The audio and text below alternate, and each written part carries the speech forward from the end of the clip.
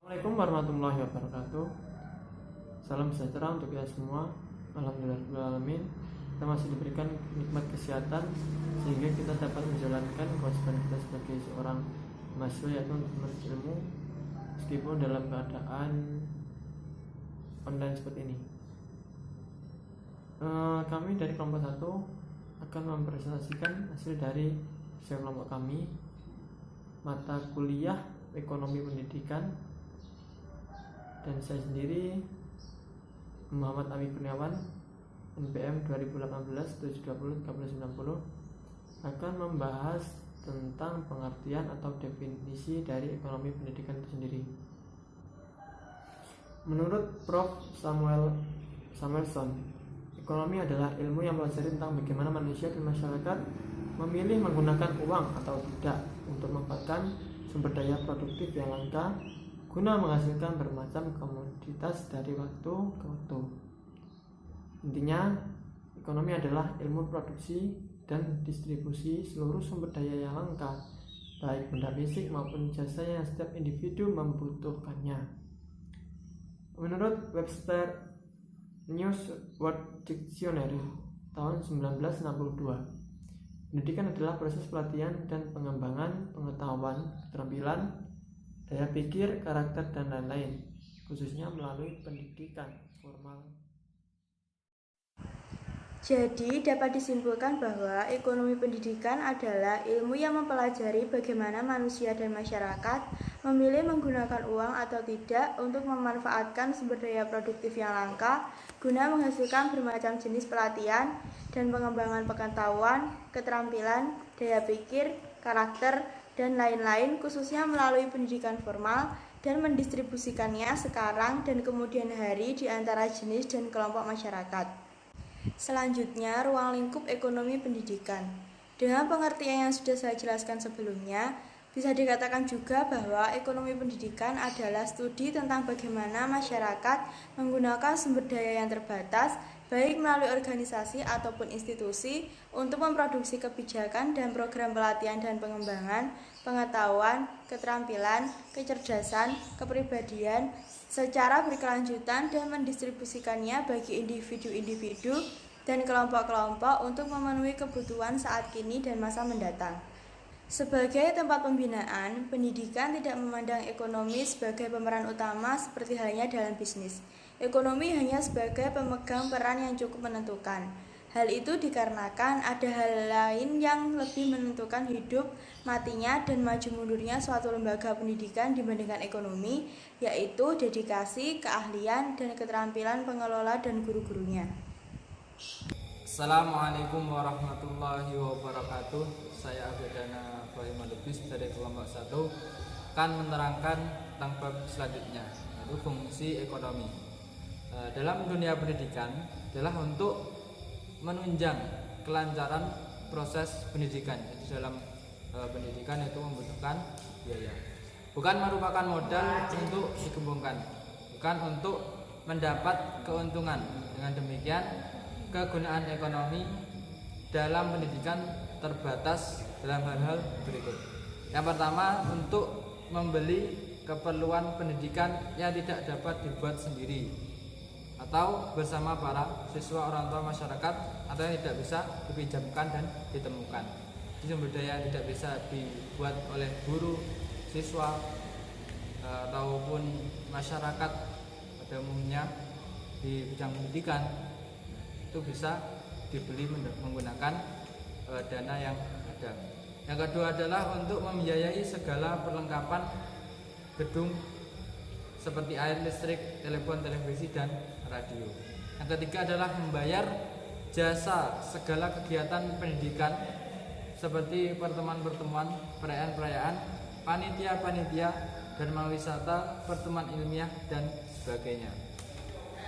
Yang keempat, untuk materi pelajaran pendidikan ekonomi sederhana agar bisa mengembangkan individu yang berperilaku ekonomi seperti hidup hemat, bekerja bersikap efisien, memiliki keterampilan produktif, memiliki etos kerja, mengerti prinsip-prinsip ekonomi.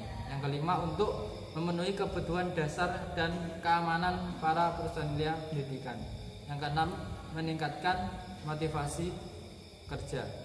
Dengan adanya dana yang memadai, maka para karyawan, para guru semangat untuk mengembangkan pendidikan karena diiming-imingi dengan gaji yang akan meningkat. Yang ketujuh, membuat para personil pendidikan lebih bergairah bekerja fungsi. Assalamualaikum warahmatullahi wabarakatuh. Saya Indah Sukatmi dari kelompok 1. Berdasarkan definisi dan fungsi dari ekonomi pendidikan, ruang lingkup ekonomi pendidikan adalah sebagai berikut. Yang pertama, prasarana, sarana, media, alat belajar, dan sebagainya dapat dipenuhi. 2. Proses belajar mengajar dapat dilaksanakan dengan baik atau intensif, sebab para pendidik lebih dapat memusatkan perhatiannya, mereka tidak mencari sembilan di luar. 3. Motivasi dan kegairahan kerja, personalia pendidikan meningkat, mereka siap pula untuk meningkatkan profesi. C. Yang poin C adalah masalah-masalah dalam ekonomika pendidikan. Masalah-masalah dalam ekonomika pendidikan dalam proses pendidik. Kegiatannya melibatkan penggunaan sejumlah sumber daya yang langka. Maka dari itu timbullah sejumlah permasalahan yang jawabnya harus dipandang dan dipertimbangkan dari sudut analisa ekonomi. Untuk dapat menemukan solusi yang memadai diperlukan pemikiran-pemikiran ekonomi dan kerjasama dari para ahli pendidikan, sosiologi, psikologi, dan sebagainya. Terdapat 5 pokok permasalahan yang berkaitan dengan persoalan ini, yaitu 1. Identifikasi dan pengukuran nilai-nilai ekonomi pendidikan. Dalam hal ini meliputi bagaimana perhitungan atau estimasi dari biaya pendidikan yang diperoleh. 2. Alokasi sumber daya dalam pendidikan. Proses pendidikan meliputi hasil pengeluaran proses pendidikan dari penetapan sejumlah input dalam pendidikan. 3. Gaji guru disetarakan dengan tingkat faktor penentu kemampuan yang dimiliki. Terima kasih. Perkenalkan, nama saya Niken Elvivinia Natalia Putri. Saya akan membahas yang selanjutnya, nomor 4. Anggaran atau keuangan pendidikan. Siapakah yang harus membayar pendidikan? Apakah pemerintah harus mendukung pendidikan di sektor pemerintah dan swasta? Jika iya, pada level yang mana pemerintah harus mengambil bagiannya? Jika ada subsidi, apakah harus diberikan kepada lembaga pendidikan atau pada peserta didiknya?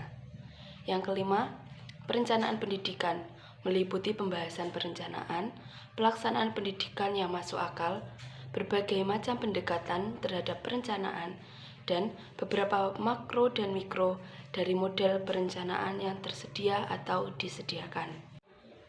Selanjutnya, kesimpulan dari presentasi kelompok kami. Ekonomi pendidikan adalah studi tentang bagaimana masyarakat melalui organisasi atau institusi menggunakan sumber daya yang terbatas untuk memproduksi kebijakan dan program pelatihan dan pengembangan pengetahuan, keterampilan, kecerdasan, dan kepribadian secara berkelanjutan dan mendistribusikannya bagi individu dan kelompok masyarakat untuk memenuhi kebutuhan saat kini dan masa mendatang. Ekonomi pendidikan memiliki fungsi untuk menunjang kelancaran proses pendidikan, seperti membeli keperluan pendidikan, membiayai segala perlengkapan, membayar jasa, dan sebagainya. Di dalam ekonomi pendidikan juga terdapat masalah-masalah seperti halnya dalam ekonomi yang terdapat masalah-masalah ekonomi. Sekian presentasi dari kelompok kami.